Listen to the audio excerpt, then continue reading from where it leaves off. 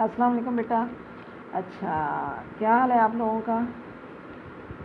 आज हमने जो पढ़ना है, जो हम चैप्टर पढ़ रहे हैं फ़हरिस्त की तरतीब, आज जो इसका टॉपिक पढ़ना है नंबर 5, खुराक खाने वालों की पसंद के मुताबिक होनी चाहिए।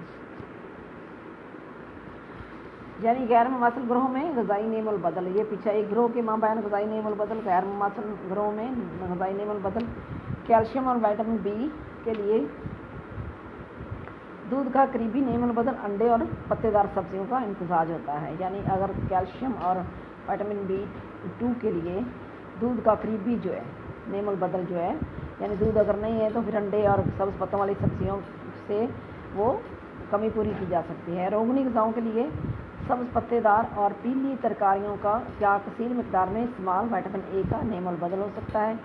सस्ती तवानाई के लिए मकई, मटर या फलियों की जगह आलू का इस्तेमाल किया जा सकता है, जो इजाफी विटामिन C भी फराहम करते हैं। खुश्क फल ताज़ा फलों का अच्छा नेमुल बदल है। चंद ग़िज़ाएँ ऐसी होती हैं जो किसी एक या दो ग़िज़ाई अज्जा में अपनी मिसाल नहीं रखती और इस एतबार से इन्हें खुराक में से खारिज करके इनके नेमुल बदल तलाश करना अक्लमंदी की दलील नहीं है।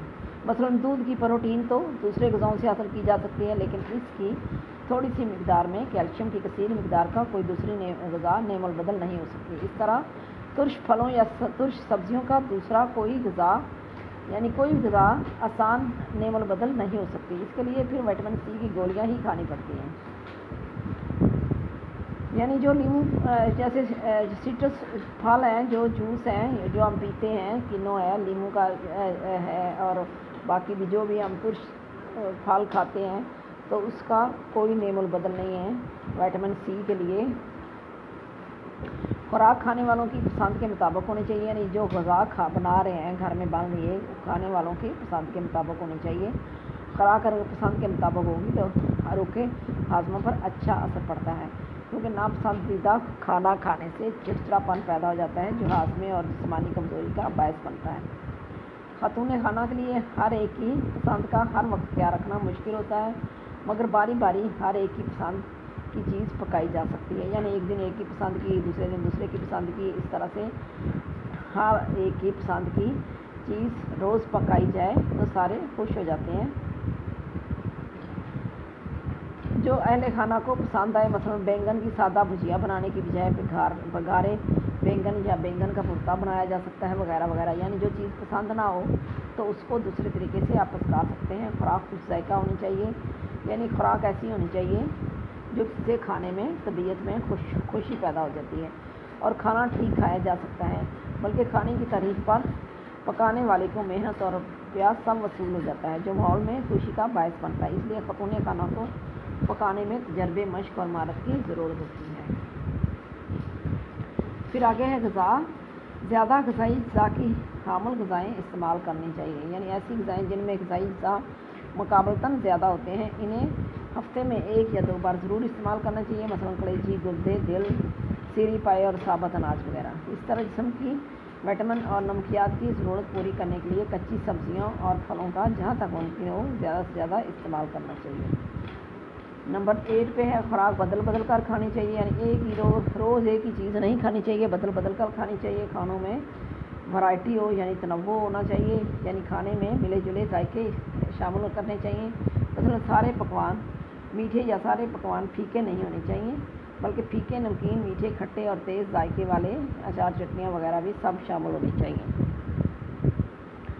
कच्ची और ताज़ा ग़िज़ाओं का इस्तेमाल भी ज़रूर करना चाहिए, जिसके लिए सब्जियों का सलाद और फल वगैरह न सिर्फ विटामिन और नमकियात फराहम करते हैं, बल्कि खानों में रंग और दिलकशी पैदा करते हैं। पकाने के लिहाज से भी तमाम चीज़ें एक ही तरीके पर नहीं पकी होनी चाहिए, बल्कि कुछ तली हुई, कुछ भाप में पकी हुई और कुछ भूनने के तरीके पर पकी होनी चाहिए। इससे रंगत, शक्ल के अलावा जायके पर भी बहुत असरात मुरतब होते हैं।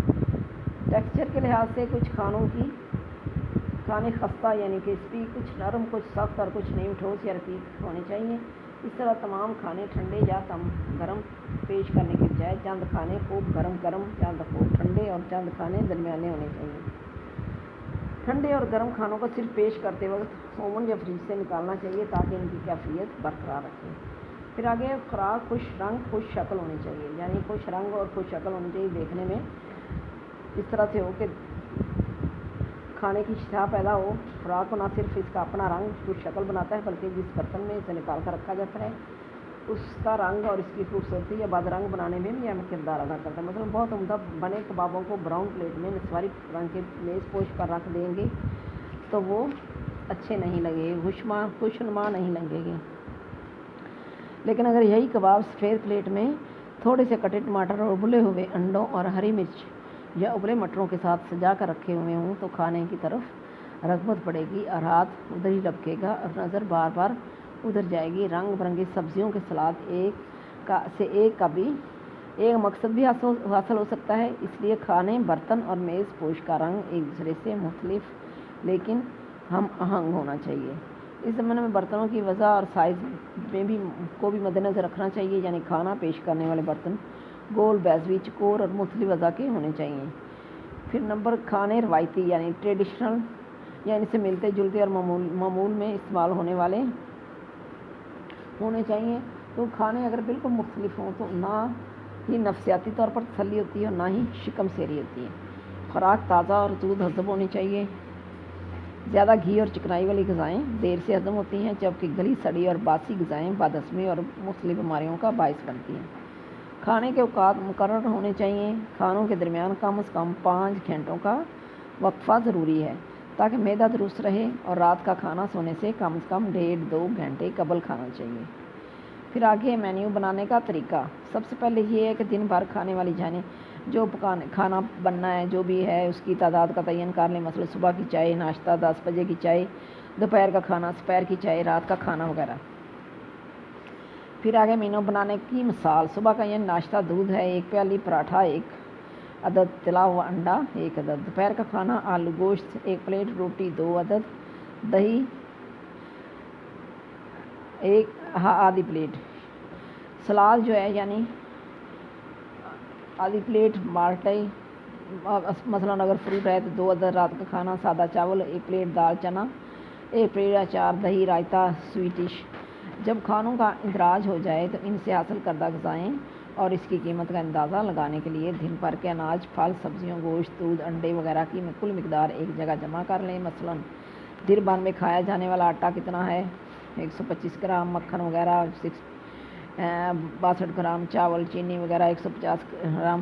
اس طرح سے یہ حساب لگاتے ہوئے سالن میں شامل لے کر ٹوسٹ پر سادہ لگایا گیا مکھن یا ملائی ٹافی کی صورت میں چینی لے کر سویٹ ڈش کی چینی اور ہر کھائی جانے والی میٹھی چیز میں چینی کا اندازہ لگانا ضروری ہے۔ یہ حساب تمام غذاؤں کا ہے ٹھیک ہے۔ یہ مینیو بنا پر اٹھنے والے اخراجات اور کھانوں میں موجود غذائی اندازہ جو لگانے کا طریقہ ہے، یہ نمبر شمار، غذائیں، مقدار، قیمت، غذائیت، کیلوریز کی تعداد، یہ چارٹ بنا ہوا، یہ آپ نے خود دیکھنا ہے اپنی بک پہ ٹھیک ہے۔ آٹا ہے، چاول ہے، چینی، گھی یا روغنی غذائیں ہیں، دودھ، انڈے، گوشت، سبزیاں، پھل وغیرہ۔ اس کو آپ نے اچھے طریقے سے کرنا ہے اور اس کی مقدار لکھنی ہے ٹھیک ہے۔ اللہ حافظ بیٹا۔